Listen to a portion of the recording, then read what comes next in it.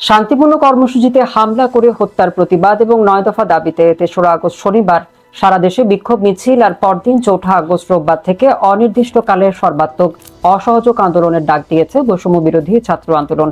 শুক্রবার 2রা আগস্ট রাত 8টার দিকে ফেসবুক পোস্ট ও ভিডিও বার্তায় এই ঘোষণা দেয় বৈষম্য বিরোধী ছাত্র আন্দোলনের সমন্বয়ক আসিফ মাহমুদ ও সহ সমন্বয়ক রিফাত রশিদ। শিক্ষার্থীদের এই কর্মসূচি সফল করতে তারা সারা দেশে আপামর জনসাধারণকে অলিতে গলিতে পাড়ায় পাড়ায় সংগঠিত হওয়ার আহ্বান জানিয়েছেন। এর আগে বৃহস্পতিবার 1 আগস্ট বৈষম্য বিরোধী ছাত্র আন্দোলনের সমন্বয়ক আব্দুল কাদের তাদের নতুন কর্মসূচি ঘোষণা করেছিল। 2রা আগস্ট শুক্রবার সারা দেশে প্রার্থনা ও ছাত্র জনতার গণমিছিল ছিল তাদের কর্মসূচির অন্তর্ভুক্ত। দেশের বিভিন্ন জায়গায় শিক্ষার্থীদের এই কর্মসূচি ঘিরে তাদের সাথে পুলিশ, আওয়ামী লীগ ও সহযোগী সংগঠনের নেতাকর্মীদের সাথে সংঘর্ষ, ধাওয়া পাল্টা ধাওয়ার ঘটনা ঘটে। কোটা সংস্কার আন্দোলনকে ঘিরে গত 16 জুলাই থেকে দেশের বিভিন্ন স্থানে সহিংসতার ঘটনা ঘটছে।